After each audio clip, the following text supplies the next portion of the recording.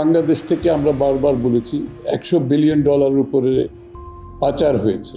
তারা এত টাকা পাচার করেছে বাংলাদেশের রিজার্ভ একেবারে তলানিতে চলে আসছে। সুইজারল্যান্ড এই টাকা ফিরিয়ে আনার ব্যাপারে বাংলাদেশ গভর্নমেন্টের যে কোনো উদ্যোগকে তারা স্বাগত জানাবে। আজকে সুইস অ্যাম্বাসেডর উনি এসছেন দেখা করতে। মূলত বাংলাদেশের রাজনৈতিক অর্থনৈতিক সহ সব যে রাষ্ট্রীয় কাঠামোগুলো যে ভেঙে গেছে, যে জায়গায় এসে দাঁড়িয়েছে, এখান থেকে বের হওয়ার কী পথ, আমরা কি চিন্তা করছি আর ওরা কি করতে পারে এই ব্যাপারে, মূলত এটাই হচ্ছে তাদের উদ্দেশ্য। আর যে প্রতিষ্ঠানগুলো দেশ পরিচালনার জন্য ব্যবহার হয় সেটা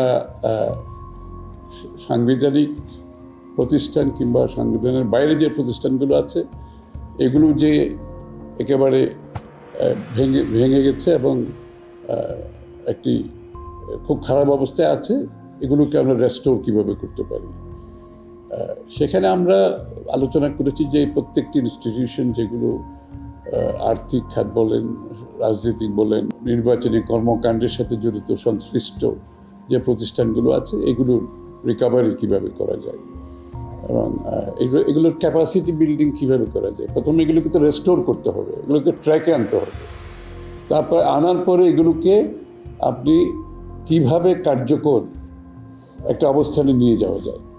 তো তারা তাদের পক্ষ থেকে সহযোগিতার আশ্বাস দিয়েছে যে রাষ্ট্রীয় প্রতিষ্ঠান, বিশেষ করে অর্থনৈতিক, রাজনৈতিক এবং সাংবিধানিক যে প্রতিষ্ঠানগুলো আছে এগুলোকে ক্যাপাসিটি বিল্ডিং করার জন্য তারা তাদের সহযোগিতার কথা বলেছে।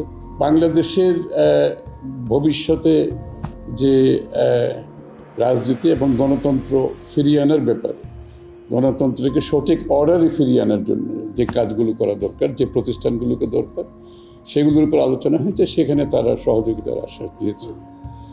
আর সবচেয়ে বড় বিষয় হচ্ছে বাংলাদেশ থেকে আমরা বারবার বলেছি যে $100 বিলিয়ন উপরে পাচার হয়েছে।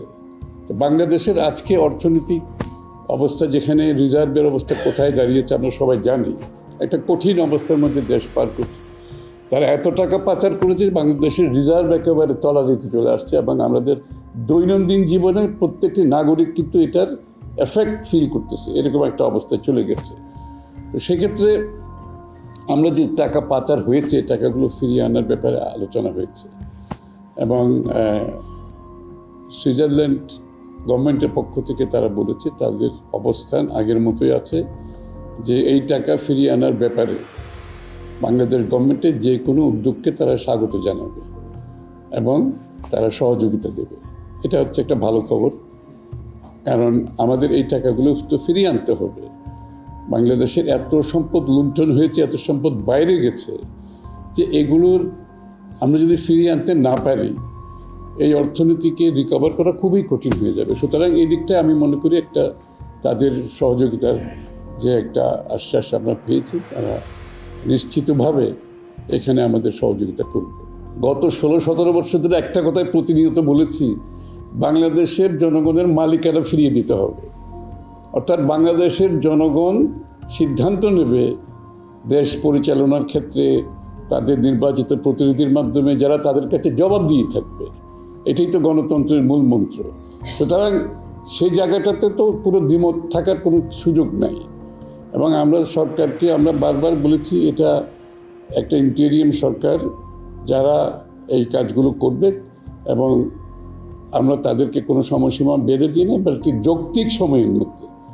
দিনের শেষে তো আপনি জনগণের মালিকানা জনগণের কাছে তো ফিরিয়ে দিতে হবে এবং সেটার বাইরে তো যাওয়ার কোনো সুযোগ নাই। সে তো জনগণের মালিকানা ফিরিয়ে দিতে হলে যত তাড়াতাড়ি সম্ভব একটা যৌক্তিক সময়ের মধ্যে একটি নিরপেক্ষ গ্রহণযোগ্য নির্বাচনের মাধ্যমে সেটা করা সম্ভব।